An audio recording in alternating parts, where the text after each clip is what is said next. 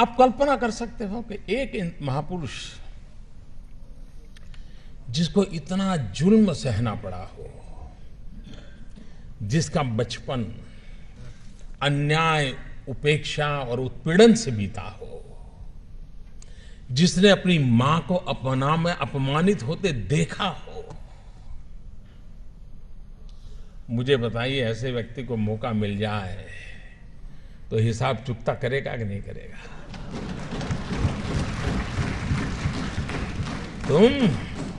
तुम मुझे पानी नहीं भरने देते थे, तुम मुझे मंदिर नहीं जाने देते थे, तुम मेरे बच्चों को स्कूल में एडमिशन देने से मना करते थे।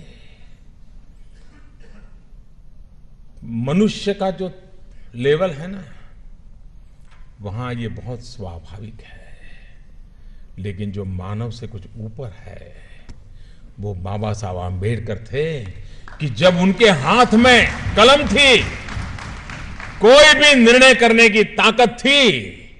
लेकिन आप पूरा संविधान देख लीजिए, पूरी संविधान सभा की डिबेट देख लीजिए, बाबा साहब आंबेडकर की बातों में, वाणी में, शब्द में कहीं कटुता नजर नहीं आती है, कहीं बदले का भाव नजर नहीं आता है। उनका भाव यही रहा।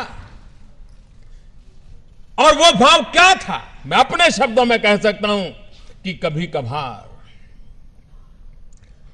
खाना खाते समय दांतों के बीच हमारी जीभ कट जाती है, लेकिन हम दांत तोड़ नहीं देते हैं। क्यों? क्योंकि हमें पता है दांत भी मेरे हैं, जीभ भी मेरी है। बाबा साहब आंबेडकर के लिए सवर्ण भी उनके थे और हमारे दलित, पीड़ित, शोषित भी दोनों ही उनके लिए बराबर थे। और इसलिए बदले का नामो निशान नहीं था, कटुता का नामो निशान नहीं था।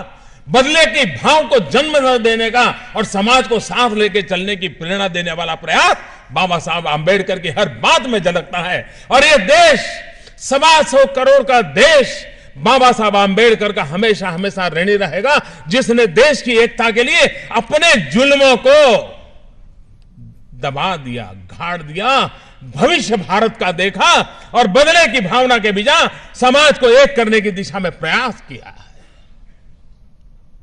क्या हम सब, हमारे राजनीतिक कारण कुछ भी होंगे,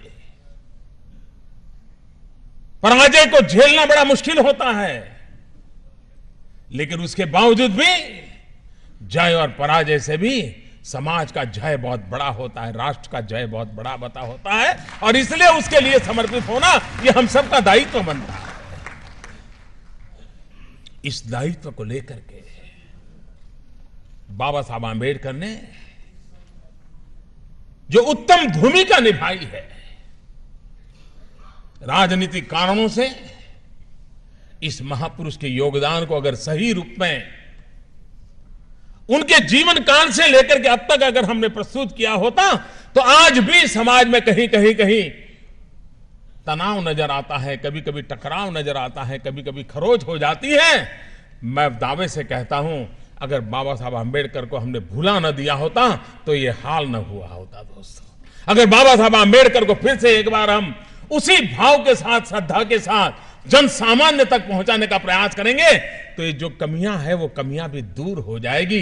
वो ताकत उस नाम में है, उस काम में है, उस समर्पण में है, उस त्याग में है, उस तपस्या में है, उस महान चीजें जो हमें देकर के गए उसके अंदर पड़ा हुआ है और उसकी पूर्ति के लिए हम लोगों का प्रयास होना बहुत आवश्यक है।